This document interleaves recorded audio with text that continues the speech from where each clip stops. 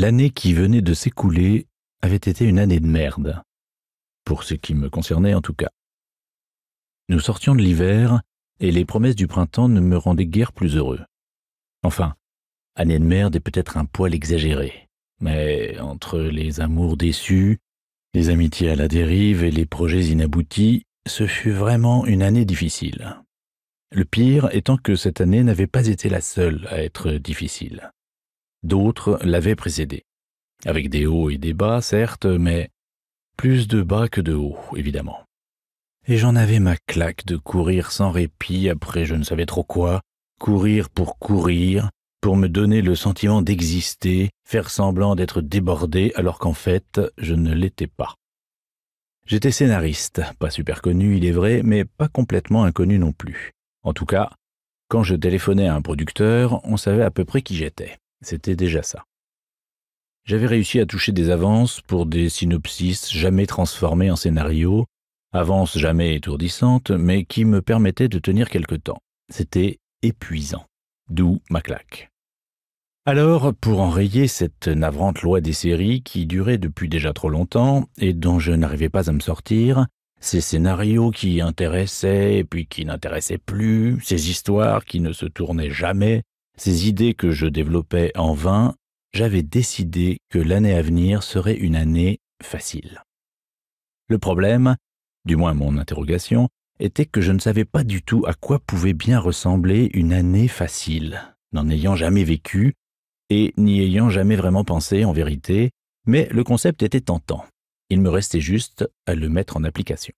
Déjà, pour que l'année à venir soit plus douce, en tout cas moins rude et moins décevante, une certitude m'apparut.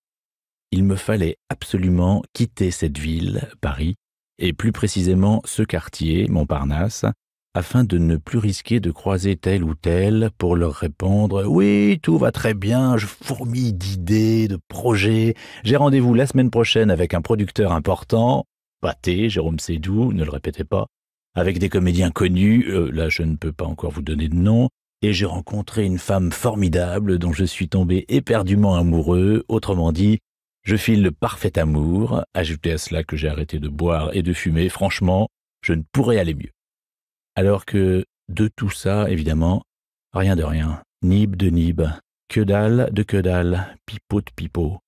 Je ne voulais plus vivre dans ce mensonge lamentable, faire comme si tout allait bien alors que tout ne faisait que dérailler. D'ailleurs, mes interlocuteurs n'étaient sûrement pas dupes, et sans doute s'éloignaient-ils en pensant « Pauvre Rodolphe, il nous raconte des trucs mirobolants dont rien n'est vrai, et en plus il s'imagine qu'on le croit. » Oui, sûrement il devait penser « Pauvre Rodolphe », et c'est vrai que j'étais alors un pauvre Rodolphe, en tout cas un Rodolphe pas très vaillant, brillant, étonnant, mais sans pour autant vouloir me rabaisser, le fus-je jamais vaillant, brillant, étonnant. Sans compter que se prénommer Rodolphe était déjà en soi un handicap à l'épanouissement personnel. De mon point de vue, en tout cas. J'ai cherché des Rodolphes qui auraient réussi en dépit de leur prénom et je n'ai trouvé personne. À part un reporter sportif, un compositeur, un prince héritier et un directeur de TF1. Ah oui, quand même. Quoi qu'il en soit, j'en veux à mes parents. Mais quelle mouche a bien pu les piquer, Rodolphe ? Toujours est-il que, quel que fût mon prénom, Rodolphe, ou Paul, ou Victor, il me fallait quitter Montparnasse et Paris, aller ailleurs, pour vivre une autre vie, une vie de glandeur, de contemplatif, une vie de rêveur, une vie de mollusque, dans une ville où je ne connaissais personne et où personne ne me connaissait. Ce qui n'était pas bien compliqué, les endroits, les villes, petites ou grandes, minuscules ou gigantesques que je ne connaissais pas et dans lesquelles j'étais un inconnu, étaient nombreuses. Toutes les villes, en fait. J'avais l'embarras du choix. Mais cet embarras m'embarrassa, me filant une espèce de vertige que je n'avais pas prévu, qui, cela dit, ne me déplaisait nullement. Le plus important était que j'avais décidé de partir ailleurs. Partir. Sans prévenir quiconque que je partais, ni sans dire pour où. Ah oui, au fait, pour où?